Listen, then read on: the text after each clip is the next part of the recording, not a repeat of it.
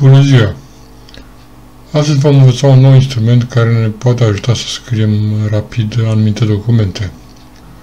Vom învăța autotextul.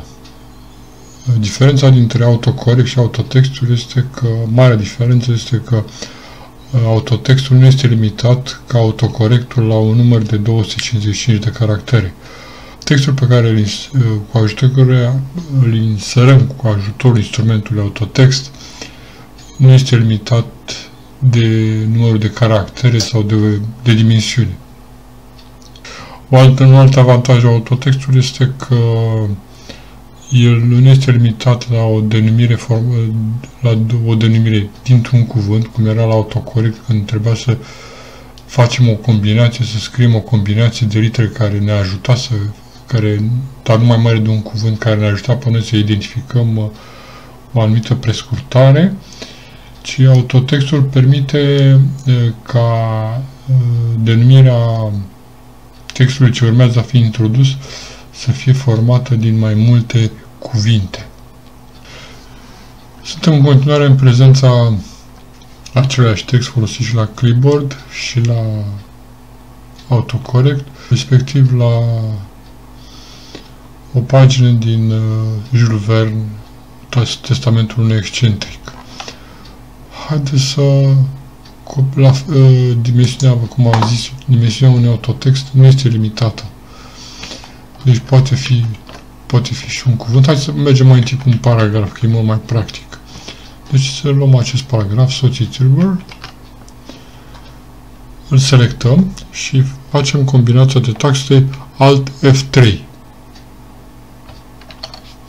În momentul în care se va deschide această fereastră de dialog, creează un nou bloc și dăm denumirea care ne dorim noi și, cum v-am zis, care poate fi formată din mai multe cuvinte. Hai să zicem Jules Testamentul unui excentric. Fără jile, că e prea lung. Testamentul unui excentric și zicem OK. Cum se execută autotextul? Comanda de autotext. Scriem denumirea autotextului, testamentul unui excentric, trebuie să fie scrisă corect, și apăsăm tasta F3. Uitați cum s-a inserat. Haideți să mai facem creăm o opțiune autotext. Hai să zicem această frază. Acest echipaj este la dispoziția dumneavoastră. Îl selectăm. Apăsăm combinația de taste Alt F3 și deschide fereastra de dialog și zicem acest, doar dintr-un cuvânt. Scris cu litere mici. Și zicem, trebuie să fim foarte atenți ca atunci când dăm denumirea să scriem corect denumirea, pentru că dacă în momentul când nu e scrisă corect și o scriem corect atunci când vrem să o executăm, nu se va executa. Deci trebuie să fim foarte atenți la denumire. OK. Și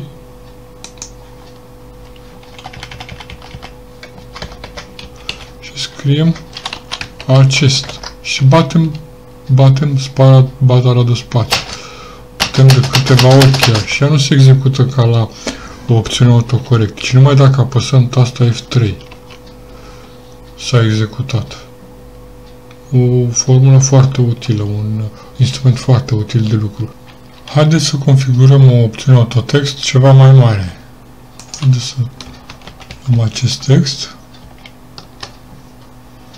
Selectăm Alt F3 și îl denumim dialog. OK, Enter. Mergem în altă parte a documentului, că este un text mai mare. Dialog. Vedeți că se întrezărește o parte din acest text, din textul nostru configurat, dialog. Apăsăm bara de spațiu și după aia F3 și s-a executat. Cum ștergem o opțiune autotext deja creată? Este nevoie dacă vrem să renunțăm la ea sau dacă vrem să o reconfigurăm. De exemplu, vrem să dorim să schimbăm acest text care deja s-a inserat și îi facem modificările necesare. Îl ștergem mai întâi, îl ștergem pe cel creat. Haideți să-l ștergem mai întâi, ca să nu ne încurcăm. Intrăm în meniul Insert, Quick Parts, Building Blocks Organizer. Și le găsim aici, unde găsim galeria autotext, găsim aici toate autotextele făcute de noi adineauri, printre care și dialog. Și selectăm dialog și apăsăm Delete. Ne întreabă, sunteți siguri că vreți să ștergeți acest bloc? Și zicem da și închidem. Dialog și apăsăm F3 și nu s-a executat. Acum putem proceda. Am inserat textul adineauri, după care am șters opțiunea autotext din Building Blocks. Acum ce putem face? Îl putem modifica, deci hai să zicem, îl ștergem aceste două paragrafe, îl selectăm din nou și îl reconfigurăm. Alt F3, dialog, ok, dialog, F3 și are dimensiunea pe care am făcut-o adineauri. Opțiunile autotext se mai pot insera și din această iconiță. În această iconiță scrie panul aceasta. Observați, autotext. Apar toate autotextele create de noi. Deci, denumite acest, dialog și testamentul unui excentric. Deci ele pot fi inserate și din această poziție. Mergem mai jos. Deschidem iconița autotext și alegem autotextul care ne interesează pe noi. Dacă sunt mult mai multe autotexte, apare aici un cursor de genul de acesta lateral, cum se rulează în sus și în jos. Și hai să zicem, inserăm testamentul excentric și se inserează automat. Iconița aceasta, autotext, o inserăm făcând următorii pași. Ținem săgeata pe această bandă, buton dreapta, Customize, Ribbon, apăsăm Quick Access Toolbar, se vizualizează toată bara de aici, All Commands, așteptăm să se încarce și mergem la autotext. Uitați-l aici, selectăm și zicem Add, dar deja ne zice că există și nu avem de ce să o înlocuim. Noi o să selectați și ziceți Add și OK. Eu o să-i dau Cancel. Ce mai puteți face din meniul Insert, Quick Parts? Aici găsiți iarăși meniul autotext, iconița autotext care aici o găsiți și aici cu textele deja create. În Building Blocks Organizer puteți să redenumiți, să dați o altă denumire autotextelor. De exemplu, dacă intrăm pe acest autotext numit acest și apăsăm Edit Properties, îi putem redenumi, să zicem simplu. Bun, hai să facem 3 cuvinte, dar simplu. 2 cuvinte, pardon, simplu. Ne întreabă dacă vrem să-l redefinim. Yes. Și închidem.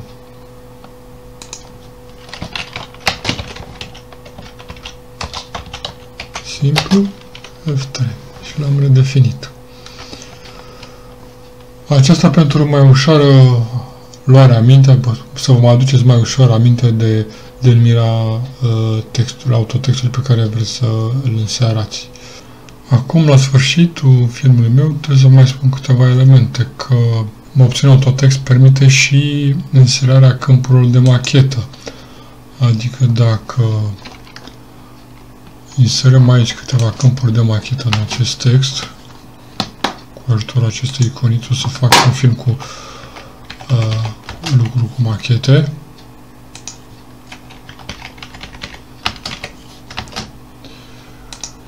Puteți selecta acest text, Alt F3,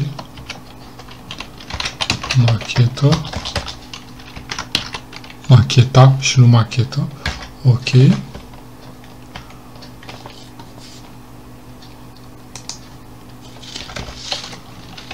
Macheta, F3, vedeți, s-au înserat și câmpuri de machetă, blocați documentul și puteți scrie în câmpul de machetă. Posibilitățile folosirii. Autotextul oferă o posibilitate infinită de lucru. Pot fi setate deja documentele și dumneavoastră scriind denumirea și apăsând tasta F3 se inserează în documentul nou deschis documentul care vă interesează, adresă, eu știu ce vreți, cu ce lucrați dumneavoastră. Documentul poate fi deja gata setat, posibilitățile sunt infinite. Eu cam atât am avut de spus. Aștept întrebările voastre în comentarii și vă mulțumesc și la bună vedere!